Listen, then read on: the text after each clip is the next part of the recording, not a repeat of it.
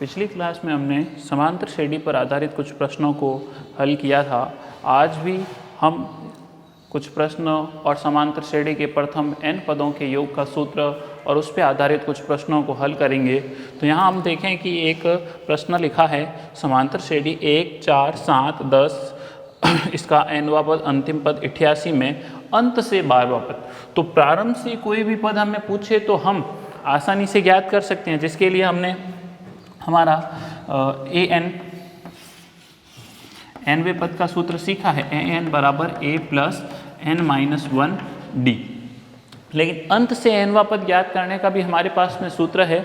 हम सूत्र की सहायता से आसानी से ज्ञात कर सकते हैं और nवें पद के सूत्र से भी ज्ञात कर सकते हैं। तो हम देखें कि पहले हम इस एपी में पहला पद 1 और सारवा अंतर d देखें तो a2 माइनस a1, ये पहला, ये दूसरा पद 4 माइनस a1 1, तो 4 में से 1 गया 3, इसका अंतिम पद दे रखा है 88 और n का मान हमें ज्ञात करना है कि ये 88 जो है वो कौन से वा पद है। तो पदों की संख्या n का मान ज्ञात करने के लिए हम वही nवें पद का सूत्र लिखेंगे an बराबर a प्लस n-1d।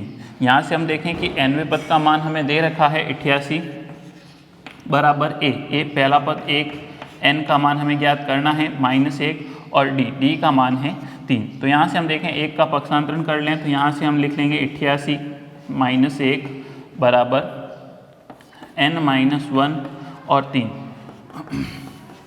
तो हम देखेंगे कि n-1 बराबर 88 में से 1 गए 87 और 3 इधर आ जाए तो 87/3। तो n-1 बराबर 87/3 हो जाएंगे 29। तो हम देखेंगे कि n बराबर 29 प्लस 1 n बराबर 30, यानी कि इस श्रेणी के अंदर अंतिम पद जो 88 दे रखा है ये 30वां पद है। अब इस 30वें पद से, इस अंत से 30वें से 12वां पद, तो 30वें से जो 12वां पद होगा वो प्रारंभ से कौन सा पद होगा, तो वो निकालने के लिए हम क्या करते हैं कि प्रारंभ से कौन सा पद होगा, तो हम क्या करेंगे, टोटल पद 30 है, उस 30 में से अंत से कौन सा पद ज्ञात करना है 12, वो घटा लो। 30 पदों में से अंत से जो पद ज्ञात करना है 12 वो घटा लो और उसमें 1 जोड़ दो। तो 30 में से 12 गए 18 और 1 19, यानी कि अंत से 12वां पद, अंत से 12वां पद जो होगा वो आरंभ से 19वां पद। तो आरंभ से 19वां पद होगा, यानी कि a 19वां पद। तो 19वें पद का मान जो होगा वो अंत से 12वां पद दोनों एक ही होंगे। तो यानी इस 30 पदों में से पीछे से जो 12वां पद होगा वो प्रारंभ से 19वां पद होगा। और प्रारंभ से कोई भी पद ज्ञात करना हो तो हम nवें पद के सूत्र से आसानी से ज्ञात कर सकते हैं कि हमें a 19 का मान ज्ञात करना है। तो हम देखेंगे a 19 को मैं लिख सकता हूँ a प्लस n-1d। तो a का मान हो जाएगा हमारे पास समांतर श्रेणी में a 1 प्लस n का मान 19 माइनस 1 और d का मान है सारवा अंतर 3। तो 1 प्लस 19 में से 1 गए 18 गुणा 3।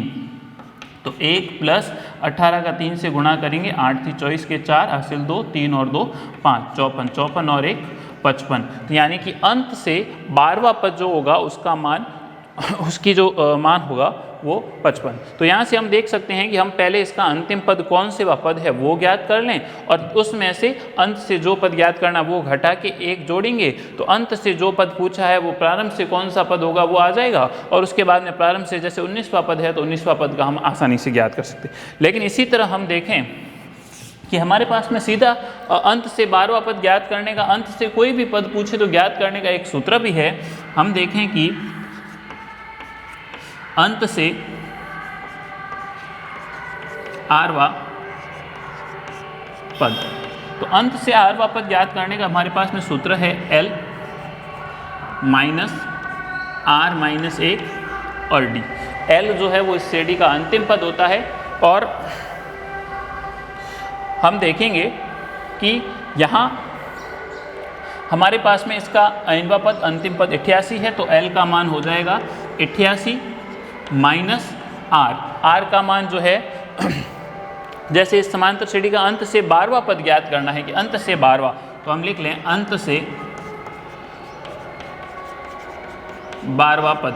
तो अंश से 12वां पद ज्ञात करना है तो r का मान हो जाएगा 12 माइनस 1 और d का मान 3 है। तो यहाँ से हम देखेंगे 88 माइनस 12 में से 1 गए 11, 11 का 3 से गुणा 33 और 88 में से 33 गए पीछे बचे 55। तो यहाँ से हम अंत से rवां पद का ये जो सीधा सूत्र है l minus r minus 1d, जहाँ l इसका अंतिम पद या nवां पद हम कह सकते हैं l माइनस r का मान अंत से जो पद ज्ञात करना है। जैसे यहाँ 12वां पद है तो 12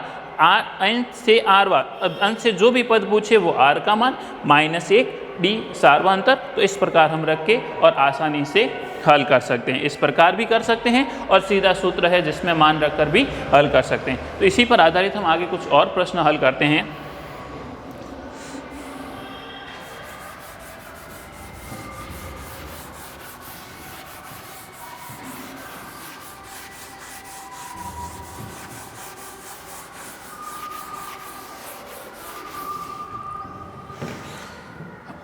उसके बाद हम देखें कि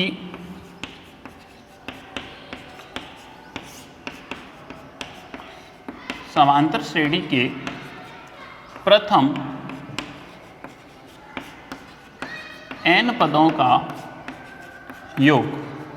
समांतर श्रेणी के प्रथम n पदों के योग ज्ञात करने का सूत्र हमारा होता है n पदों के योग को हम Sn से निरूपित करते हैं, जहाँ पर n पदों की संख्या है। जैसे हम उस श्रेणी के 20 पदों का योग कर रहे हैं तो n का मान 20 यानी उसको S 20 से लिखेंगे। तो ये Sn जो है वो इसके n पदों के योग को निरूपित करता है। n/2 कोष्टक 2a plus n-1d। समांतर श्रेणी के प्रथम n पदों का योग ज्ञात करने का सूत्र है Sn यानी कि n पदों का योग। n/2 कोष्टक 2a a प्रथम पद प्लस n-1 d सार्वंतर। और इसको हम इस प्रकार भी लिख सकते हैं कि यहाँ पर हम देखें कि l जो है समांतर श्रेणी का अंतिम पद यदि हमें दे रखा हो तो हम Sn बराबर n/2 a प्लस l, जहाँ पर l जो है वो अंतिम पद है। अंतिम पद यदि nवां पद हो तो हम इसको इस प्रकार भी लिख सकते हैं कि n/2 a प्लस an यानी कि nवां पद। यदि nवां पद और अंतिम पद दोनों एक ही है तो l और अंतिम पद हम इसको इस प्रकार भी लिख सकते हैं। तो यहाँ से हम देखेंगे कि n पदों के योग को Sn बराबर n/2 कोष्टक 2a plus n-1 d, इस सभी के मानों से हम आसानी से सूत्र में मान रख के और हल कर सकते हैं। जैसे हम इस तरह का एक प्रश्न लें तो देखेंगे आप कि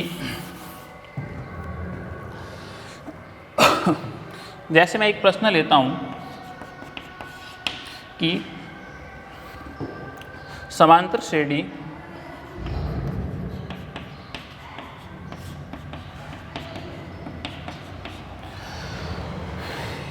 एक 3 5 7 के 12 पदों का या 12 पदों तक समांतर श्रेणी 1 3 5 7 के 12 पदों तक योगफल ज्ञात कीजिए। अब इस समांतर श्रेणी के 12 पदों का योग ज्ञात करना है। 1 3 5 7 12 20 कितने भी पदों का योग ज्ञात करना हो, हम सबसे पहले इसका हल लिखेंगे कि AP हमें दे रखी है 1 3 5 7 इसी प्रकार आगे। और हमसे ये भी कहा है कि इस श्रेणी में हम इस समांतर श्रेणी में हमें पता है कि प्रथम पद a का मान 1, सार्वअंतर d का मान a2 माइनस a1, a2 का मान 3 माइनस 1, 3 में से 1 गए 2, और उसके बाद में इसके कितने पदों का योग करना है, 12 पदों का योग करना है, यानी कि n का मान हमें दे रखा है 12 और 12 पदों के योग को हम S12 से लिखेंगे जिसका मान हमें ज्ञात करना है। तो देखिए इस श्रेणी से हमें a प्रथम पद दिया हुआ है, सार्वअंतर दिया हुआ है, 12 पदों का योग हमें क्या दिया हुआ है पहले वो लिखना है कि 12 पदों तक योग ज्ञात करना है। तो 12 पदों का योग हमें दिया हुआ है n बराबर 12 और इसके 12 पदों का योग हमें ज्ञात करना है। तो 12 पदों के योग यानी कि किसी भी समांतर श्रेणी के प्रथम n पदों का योग ज्ञात करने का सूत्र है Sn बराबर n/2 कोष्टक 2a plus n-1 d।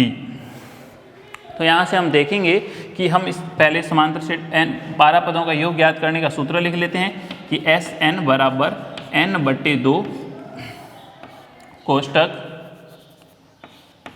2a plus n-1d और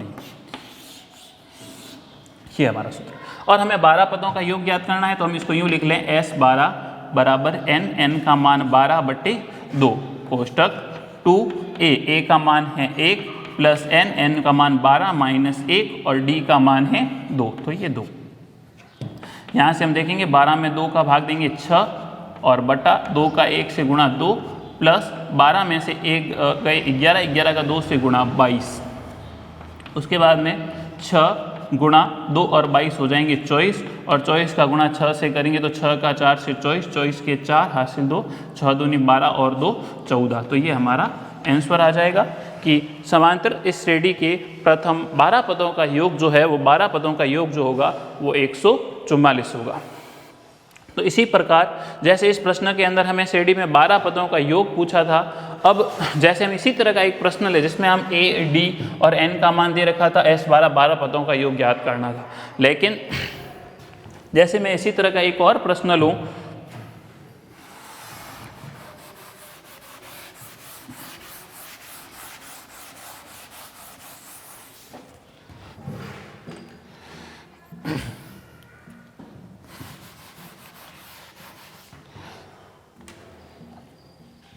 कि योगफल ज्ञात कीजिए और हमें दे रखा है संख्याएं इस प्रकार 3 प्लस 11 प्लस 19 और इसका अंतिम पद हमें दे रखा है 803। ध्यान दीजिए,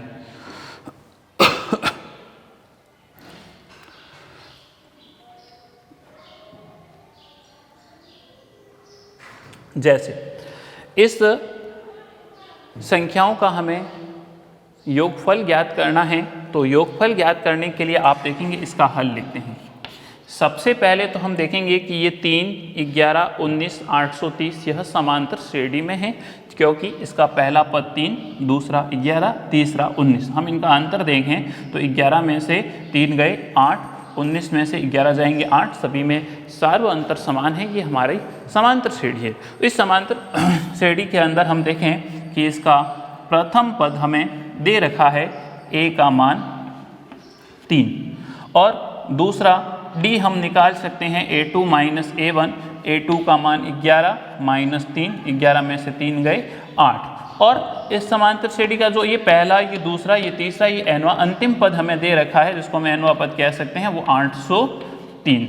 हमें इसके योग करना है, लेकिन योग करने के लिए हमें ये नहीं पता है कि इसके कितने पदों का योग करना है। ये 803 जो इस समांतर श्रेणी का पद है ये कौन से वा पद है ये हमें पता नहीं है। जैसे ये पहला, ये दूसरा, ये तीसरा, इसी प्रकार 803 कौन से वा पद है तो वो पद हमें पता नहीं है। 803 कौन सा पद है वो हमें नहीं पता है। तो वो पहले हम इसके a का मान, d का मान और अंतिम पद 803 दे रखा है कि ये 803 कौन से वा पद है ये हम पहले nवें पद के सूत्र से ज्ञात कर सकते हैं। कि हम देखें कि nवें पद ज्ञात करने का सूत्र होता है an बराबर a प्लस n-1d। यहाँ से हम देखेंगे कि हमें इस 803 nवां पद जो हमें दे रखा है वो कौन से वा पद यानी n का मान ज्ञात करना है। तो an का मान हो जाएगा 803 बराबर a का मान 3 प्लस n का मान हमें पहले ज्ञात करना है -1 और d का मान हो जाएगा 8। तो उसके बाद हम देखेंगे कि इसको हल करने के लिए मैं 3 का पहले पक्षांतरण कर दूं तो 803 माइनस 3 बराबर n-1 गुणा 8। इसी को मैं हल करूं तो n-1 को यहाँ लिख लूँ पहले और 803 में से 3 गए पीछे बचे 800 और n-1 के गुणा में 8 अंश में इधर मैं लिख लूँ तो 800/8। तो यहाँ से आ जाएगा n-1 बराबर 800 में 8 का भाग देंगे तो 100। तो n बराबर 100 माइनस का 1 है उधर जाएगा तो प्लस का 1, तो n बराबर 101। n बराबर 101 यानी कि हमारे जो है इस जो हमें संख्याओं का योगफल ज्ञात करना पूछा है श्रेणी के अंदर उसमें ये पहला पद, ये दूसरा, ये तीसरा, और इसी प्रकार 803 जो इसका पद दे रखा है वो इसका 101वां पद है। यानी कि इस श्रेणी के हमें कितने 101 पदों का योग ज्ञात करना है। 803 101वां पद है, तो हमें ये पता चल गया कि इस श्रेणी में 101 पद, 803 तक 101 पद है और हमें 101 पदों का योग ज्ञात करना है। तो योग ज्ञात करने के लिए हमने अभी अभी सीखा कि Sn बराबर n पदों का योग Sn बराबर n/2 2a + n-1d, इससे भी हम कर सकते हैं। और अभी हमने सीखा कि हमें अंतिम पद दे रखा हो nवां पद, तो n/2 a + an, उसकी सहायता से भी हम कर सकते हैं।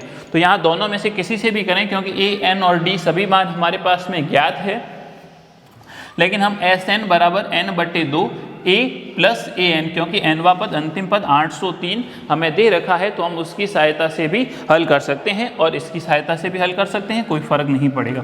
तो Sn बराबर n/2 कोष्टक 2a + n-1d, ये हमारा सूत्र है। यहाँ से हमें 101 पदों का योग ज्ञात करना है, क्योंकि n का मान 101 हम ज्ञात कर चुके हैं। तो S101 बराबर n/2, तो 101/2 कोष्ठक 2a, 2a, a का मान हम यहाँ से देखेंगे, हमारे पास में 3 है, तो ये 3 + n का मान 101 माइनस d का मान हो जाएगा 101 - 1, और d का मान 8 है, तो 8, ये 8।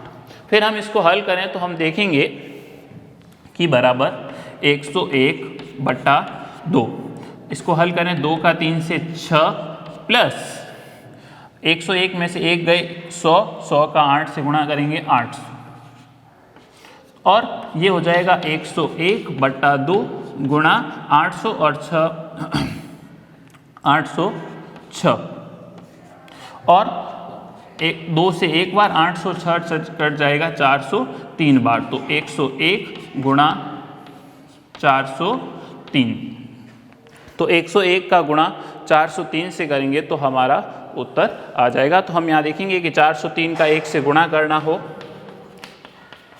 तो 3 0 4 0 0 0 और 3 0 4, तो हो जाएगा 3 0 7 0 4, 40,703, 40,703। तो यहाँ से हम देखेंगे कि 101 का गुणा 403 से करें तो 40,703 हमारा उत्तर है। यानी कि इस श्रेणी की 3, 11, 19 और 803 तक जो पद है उन सभी पदों का योग जो होगा वो होगा 40,703। तो इसी तरह का हम और प्रश्न लेते हैं, इससे थोड़ा सा अलग।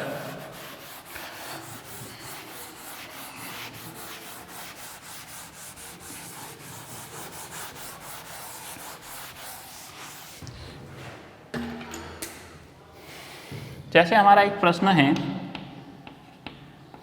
कि समांतर श्रेणी समांतर श्रेणी 63 60 57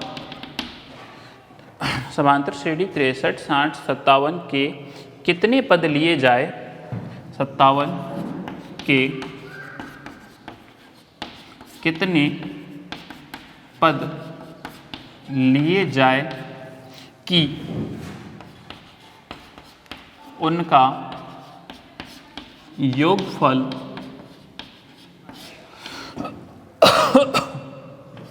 693। हल।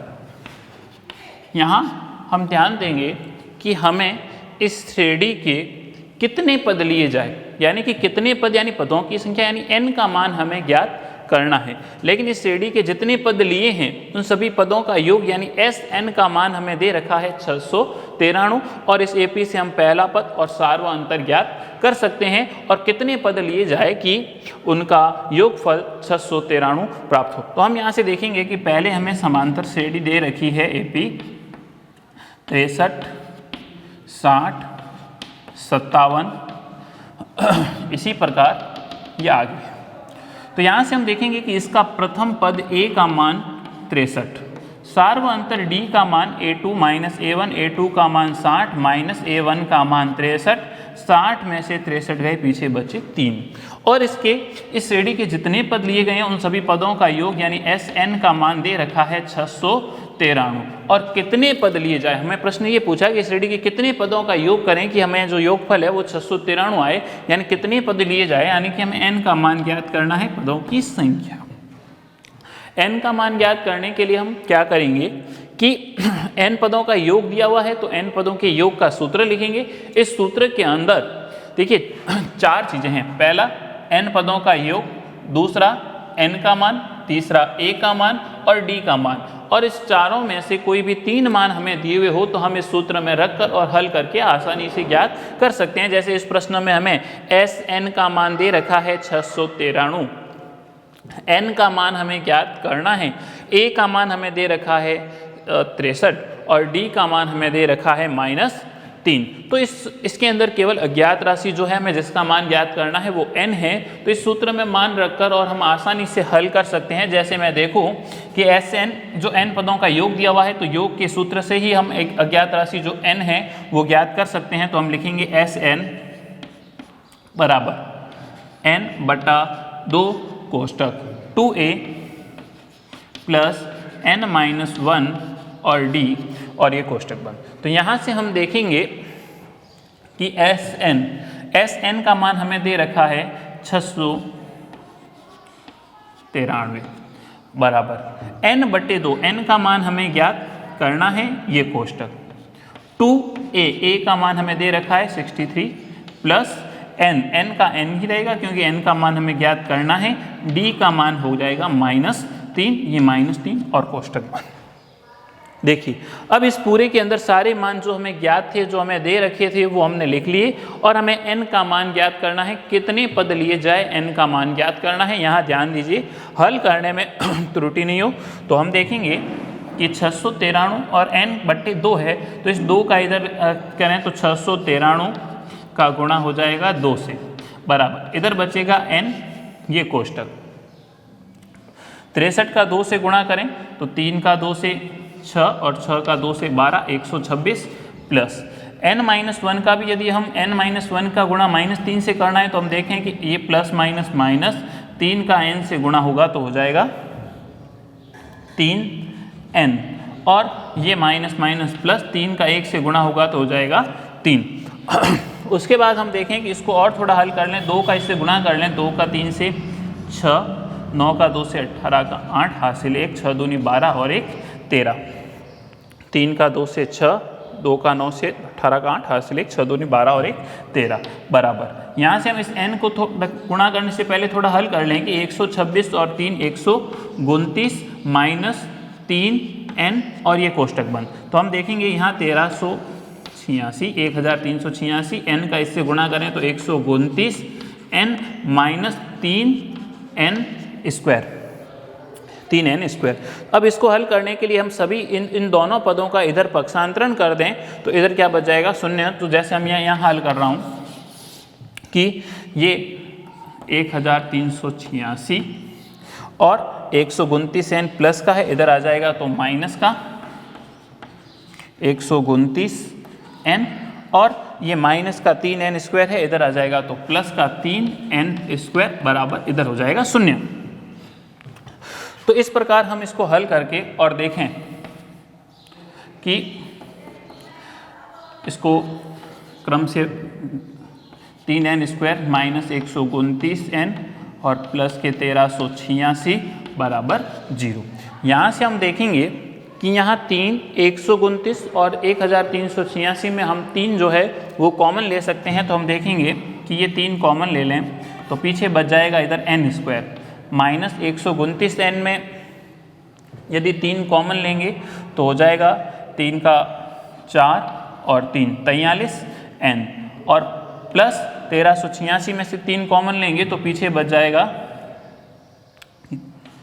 4 बार 12, 1 18, 3 का भाग 6 बार 18 और 3 का भाग 6 में 2 बार 362 बराबर 462 बराबर 0। तो इस प्रकार हमने इस द्विघात समीकरण में, क्योंकि इसके अंदर n की घात 2 है और ये एक द्विघात समीकरण है, तो इस द्विघात समीकरण का हमने सबसे पहले 3 कॉमन आ रहा था तो कॉमन ले लिया, तो पीछे इधर बच गया n स्क्वायर माइनस 129n में से 3 कॉमन लेंगे 43n प्लस इधर से 3 कॉमन लेंगे 462।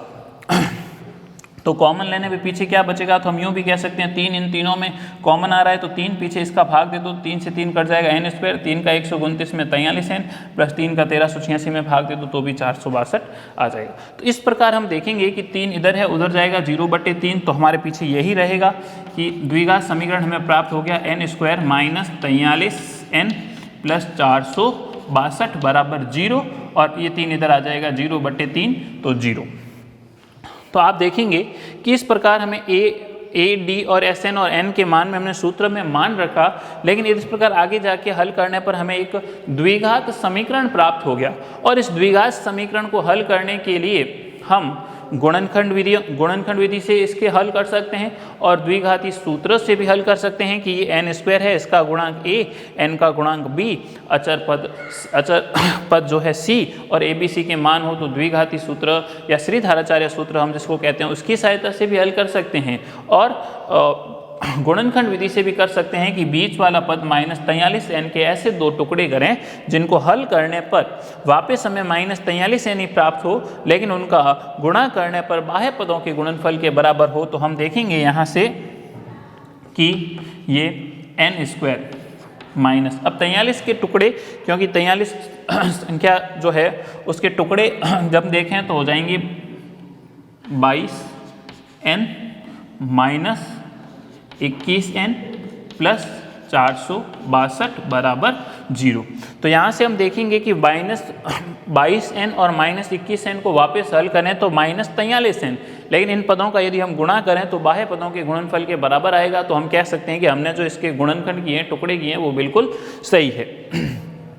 तो देखिए वापस माइनस का माइनस से प्लस, 22 का 21 से गुणा करें तो हम देखेंगे 1 का 2 से 2, 1 का 2 से 2, 2 का 2 से 4, 2 का 2 से 4, तो 2, 4 और 2 6 और 4 462। इसका मतलब अपने जो गुणनखंड है वो बिल्कुल सही है।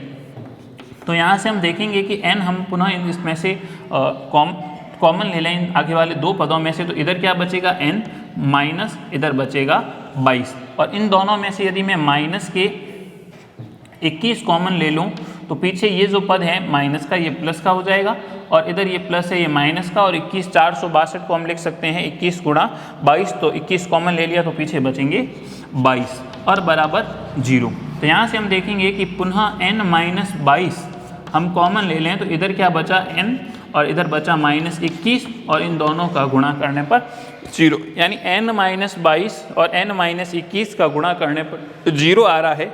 यह तभी संभव है जब पहला n माइनस 22 बराबर 0 हो।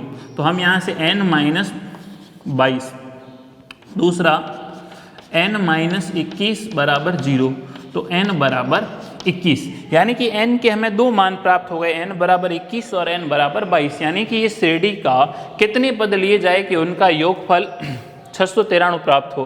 तो हम देखेंगे इस समांतर श्रेणी के 21 या 22 पद लिए जाए, 21 या 22, अब 21 पदों का भी योग 693 और 22 पद लोगे तो भी उनका योग 693। तो इस यूँ भी हो सकता है कि जैसे इसका 22वां पद हो उसका मान 0 हो, तो 21 पदों तक का योग जैसे 693 आ गया, 21 पदों तक का योग 693 आ गया, तो 22वां पद 0 है तो 22वां पद भी उसमें जोड़ोगे तो 693 ही आएगा। तो यहाँ n के 2 मान आ गए, n बराबर 22 और n बराबर 21। तो हम कह सकते हैं कि समांतर श्रेणी 63, 60, 57 के 21 या 22 पद लिए जाए तो उनका योगफल 693 प्राप्त होगा। तो इस प्रकार जब हम इस सूत्र में मान रख के हल करते हैं तो हमें एक द्विघात समीकरण प्राप्त होता है, और द्विघात समीकरण को हम गुणनखंड विधि या द्विघात सूत्र से द्विघाती सूत्र की सहायता से भी हम हल कर सकते हैं, और n के 2 मान हमें ज्ञात हो जाएंगे। तो यहाँ हम देखें कि तो इस प्रकार हम जो n पदों के योग का सूत्र है उस पर आधारित इस तरह के प्रश्न जो है हमसे पूछे जाते हैं। जैसे हम इस तरह का एक और प्रश्न लेते हैं,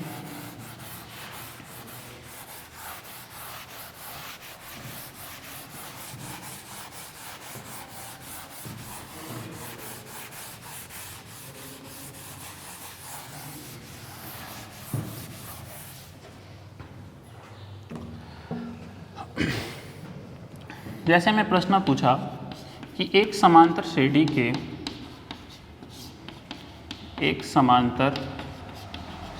के पहले 25 पदों का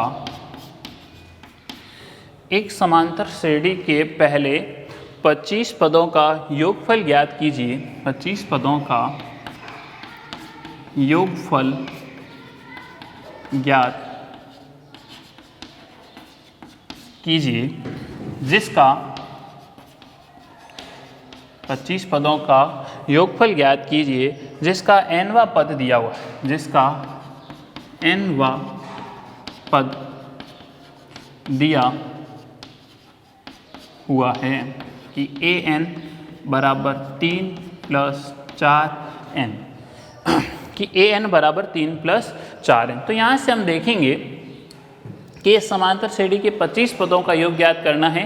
इससे पहले पदों में हमें श्रेणी दे रखी होती थी तो हम उसका सीधा पहला पद, सार्वत्रिक अंतर और 25 पदों का योग ज्ञात करना है, यानी n का मान 25 दे रखा है, हमें 25 पदों का योग ज्ञात करना है। तो a, d और n का मान हमें a, d और n इनका मान दिया हुआ होता था, तो हम सूत्र में रख के और सीधा 25 पदों का योग ज्ञात कर सकते थे।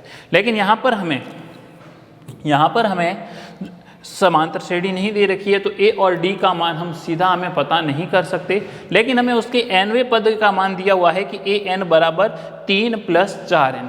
तो यहाँ से हम देखें कि an बराबर 3 + 4n, तो यहाँ से हमें जो nवा पद का फॉर्मूला दे रखा है an बराबर 3 + 4n, 3 + 4n। तो यहाँ से हम देखेंगे कि an बराबर 3 + 4n है। यहाँ पर n की जगह मैं यदि 1 लूँ तो a1 यानी हमें पहला पद प्राप्त हो जाएगा। यदि मैं यहाँ 2 लूँ a2 तो हमें दूसरा पद प्राप्त हो जाएगा। यदि मैं यहाँ n की जगह 3 लिखूँ तो a3 यानी हमें तीसरे पद का मान प्राप्त हो जाएगा। तो हम पहले n बराबर 1 लेते हैं, n बराबर 1 लेंगे तो a1 बराबर 3 + 4 और n का मान हो जाएगा 1, तो 4 का 1 से 4, 4 और 3 7, n बराबर 2 लो तो a2 बराबर 3 + 4, n की जगह 2, तो 3 + 4 का 2 से 8, 8 और 3 11, दूसरा पद 11। इसी प्रकार n बराबर 3 लो तो a3 यानी कि तीसरा पद बराबर 3 + 4 गुणा n की जगह 3, तो 3 + 4 का 3 से 12, 12 और 3 15। तो यहाँ से हम देखेंगे कि ये जो हमें nवें पद का फॉर्मूला 3 + 4n दिया हुआ था, यहाँ से हमने n का मान 1, 2 और 3 लें तो 1 रखने पर पहला पद, 2 रखने पर दूसरा पद, 3 रखने पर तीसरा पद। तो यहाँ से हमें इस प्रकार हमें एक संख्याओं का अनुक्रम सीक्वेंस प्राप्त हो जाएगी जो एक समांतर श्रेणी में है 7, 11, 15 और इसी प्रकार ये चलते रहेंगे। तो हम देखेंगे कि 7 और 11, 11 और 7 में अंतर 4 का, 15 और 11 में अंतर 4 का, इसी प्रकार सभी में अंतर 4 का, हमारे को एक समांतर श्रेणी AP प्राप्त हो जाएगी।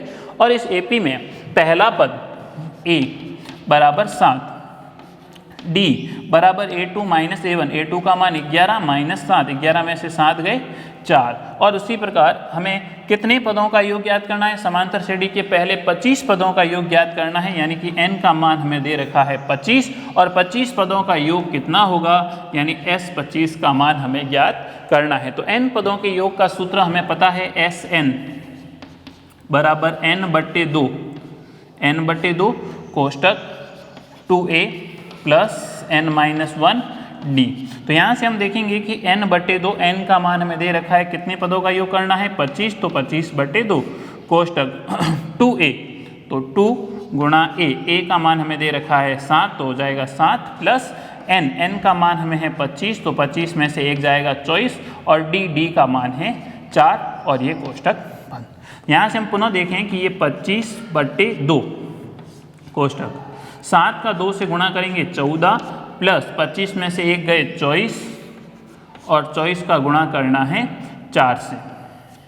तो यहाँ से हम देखें 25/2 कोष्टक 14 प्लस ये हो जाएंगे 4 का 4 से 16 का 6 हासिल 1 और 4 का 2 से 8, 8 और 1 9 96।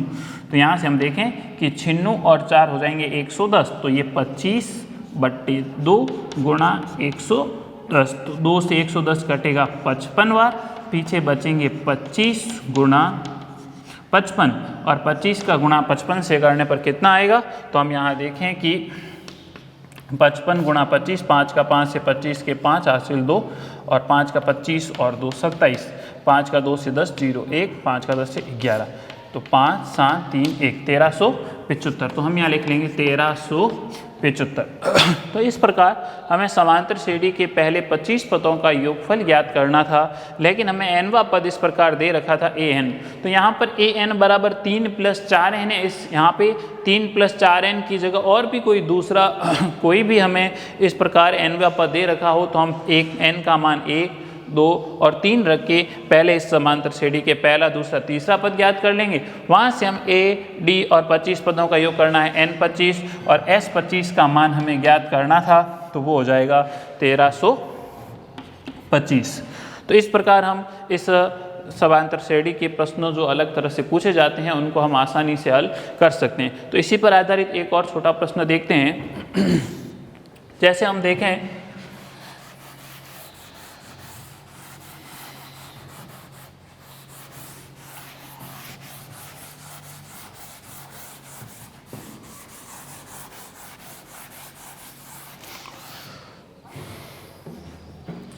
कि यदि एक समांतर श्रेणी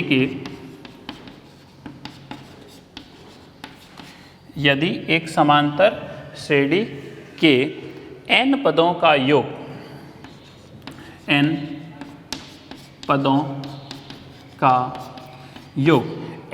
का योग हमें दिया हुआ है, n पदों का योग हमें दिया हुआ है 3n²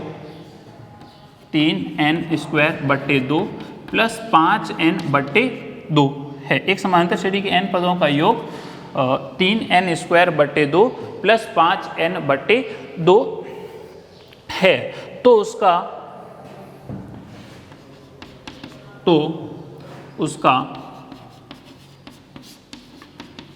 25वां पद ज्ञात कीजिए। देखिए, एक समांतर श्रेणी के n पदों का योग का फॉर्मूला हमें दे रखा है कि n पदों का योग क्या है, 3n² 2 प्लस 5n/2 है। तो उसका 25वां पद ज्ञात करना है। तो 25वां पद या कोई भी पद ज्ञात करना हो तो उसके लिए हमें दो मान चाहिए, a प्रथम पद और सार्वधातुक। तो यहाँ हमें प्रथम पद और सार्वधातुक दोनों दिए हुए नहीं हैं, तो उसके बिना हम 25वां पद नहीं ज्ञात नहीं कर सकते। तो 25वां पद ज्ञात करने के लिए पहले हम जो है वो a और d का मान निकाल लेते हैं। तो a और d का मान कैसे निकालेंगे कि जैसे हम देखें इसका हल,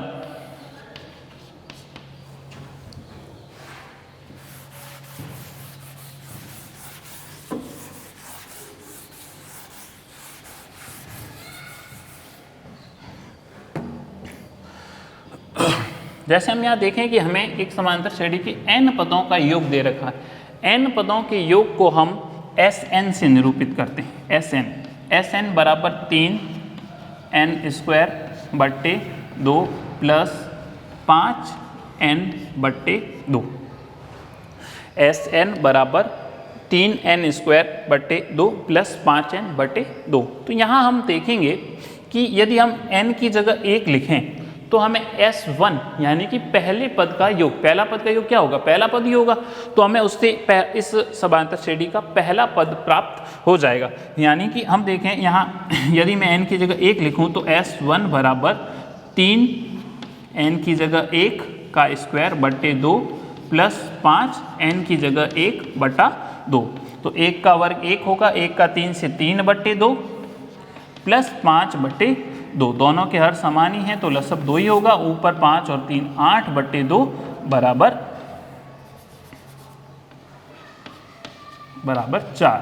यानी कि S1 का मान हमें 4 प्राप्त हो गया। यानी S1 का मान 4 है, इसका मतलब एक पद का योग यानी A1 का मान भी कितना प्राप्त हो गया, पहला पद 4 प्राप्त हो गया।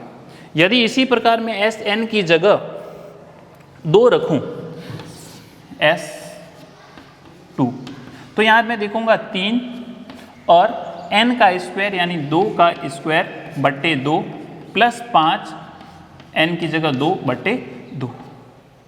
ध्यान दीजिए, तो हम यहाँ देखेंगे कि s 2 का वर्ग 4, 4 का 3 से 12 बट्टे 2 प्लस 5 का 2 से गुणा 10 बट्टे 2, तो 12 बट्टे 2 6, 10 बट्टे 2 5, 5 और 6 11, यानी कि S2 का मान आ गया, S2 का मान आ गया 11। S2 का मतलब कितना? दो पदों का योग। दो पदों का योग क्या होगा? A1 प्लस A2, यानी कि दो पदों के योग में से मैं यदि पहला पद का घटा दूं तो हमें जो है वो दूसरा पद प्राप्त हो जाएगा। जैसे मैं यूँ लिखूं कि S2 क्या होता है, ये S2 का मान है कि A1 प्लस A2 यानी कि दो पदों का योग।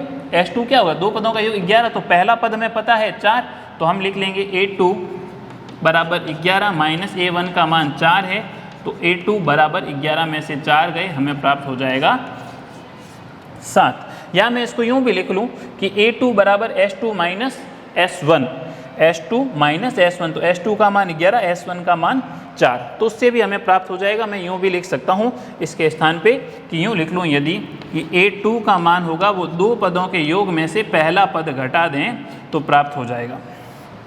उसके बाद यदि मैं इसके तीसरे पद की बात करूँ तो हम देखेंगे कि S3 बराबर 3n स्क्वायर यानी 3 का स्क्वायर बट्टे 2 प्लस 5n की जगह 3 बट्टे 2, तो यहाँ 3 का वर्ग 9, 9 का 3 से 27, तो 27 बट्टे 2 प्लस 5 का 3 से 15 बट्टे 2, दोनों के हर समान ही हैं 2, तो ऊपर हो जाएगा 27 प्लस 15, तो 27 और 15 हो जाएंगे 42 बट्टे 2 बराबर 21। तो यहाँ हम ध्यान देंगे कि S3 का मान हमें 21 प्राप्त हो गया। S3 का मतलब तीन पदों का योग, पहला, दूसरा, तीसरा। उस तीन पदों के योग में से यदि मैं पहला और दूसरा जो दो पदों का योग है A1 और A2 वो घटा दूं तो पीछे कौन सा पद बचेगा? तीसरा पद। तो मैं इसको यूँ भी लिख सकता हूँ कि तीसरा पद निकालने के लिए मैं लिख लूँ S3 माइनस S2, यानी कि तीन पदों के योग में से दो पद घटा दें। या मैं यूँ लिखूँ S3 की जगह जैसे यहाँ लिखा A1 plus A2 plus A3, तो A1 प्लस A2 का मान तो यहाँ से आपने लिख लेगा 11, तो 11 प्लस A3 बराबर कितना? 21, तो 11 का उधर पक्षांतरण करेंगे तो A3 बराबर 21 माइनस 11 10। लेकिन मैं यूँ लिख लूँ सीधा कि A3 का मान कितना होगा? तीन पदों के योग में से दो पदों का योग घटा लें तो S3 तीसरा पद का मान है 21 माइनस S2 दो पदों का योग। S2 दो पदों का योग आप ज्ञात कर सकते हो 11, तो ये 11, 11 में से 21 में से 11 गए 10। तो आप देखेंगे कि इस प्रकार हमने A1, A2, A3 तीनों पद इस प्रकार बिल्कुल आसानी से और ज्ञात कर लिए। तो हमारे को एक समांतर श्रेणी प्राप्त हो गई।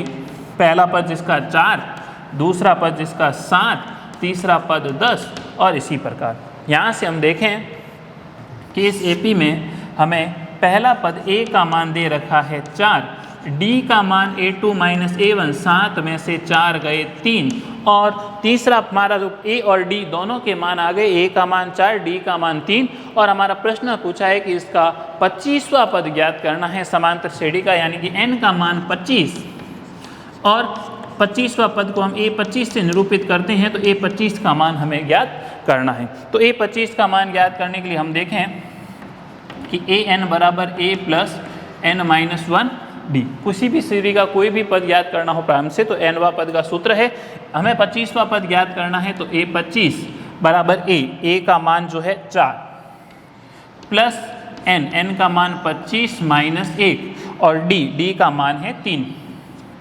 तो यहाँ पर 4 प्लस 25 में से 1 गए 24 गुणा 3, तो 4 प्लस 24 का 3 से 4 का 3 से 12 का 2 हासिल 1, 3 दूनी 6 और 1 7, 72, 72 और 4 76, यानी कि इस समांतर श्रेणी का 25वां पद जो होगा उस 25वें पद का मान जो होगा वो 25वां पद होगा 76, 76, यह हमारा उत्तर है। तो यहाँ पर ये ध्यान रखना है कि n पदों का योग दिया हुआ है, तो हम जब इसमें n की जगह 1 रखेंगे यानी कि S1 यानी कि एक पद का योग, यानी एक पद पहला पद खुद ही होगा तो A1 प्राप्त हो गया। दूसरा पद n की जगह 2 रखेंगे तो हमें S2 यानी कि 2 पदों का योग प्राप्त हुआ।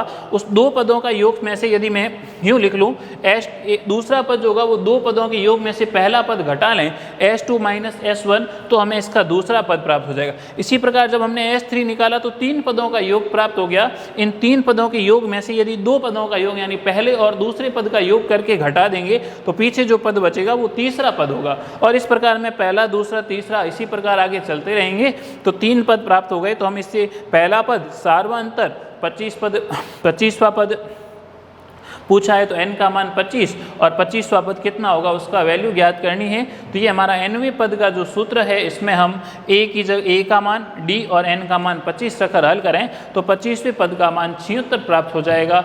इस तरह हम समांतर श्रेणी के बाकी प्रश्न भी आप आसानी से हल कर सकते हैं। तो ये जो 2 सूत्र हैं, nवें पद का n पदों का योग या अंत से nवें पद का सूत्र है, उस सूत्रों से और प्रश्नों को अच्छे से पढ़ के प्रथम पद, सार्वअंतर, n या n पदों का योग जो दिया हुआ है वो लिखना और हमें क्या ज्ञात करना है वो प्रश्नों को पढ़ के देख के और हम इन सूत्रों की सहायता से आसानी से हल कर सकते हैं। धन्यवाद।